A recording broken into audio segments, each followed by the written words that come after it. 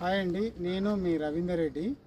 ఈరోజు మనం అమీన్పూర్లో ground water survey చేయడానికి వచ్చాము. యూఆర్సీ కన్స్ట్రక్షన్ అని ఇందులో సర్వే చేయడానికి వచ్చాము.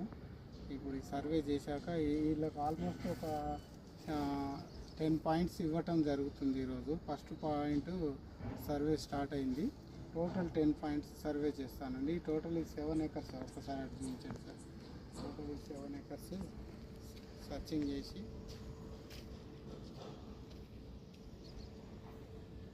మీకు ఏ పాయింట్ బెస్ట్ పాయింట్స్ అనేది వీళ్ళకి చెప్పేసి రిపోర్ట్ అదన్నీ సెండ్ చేస్తాను సార్.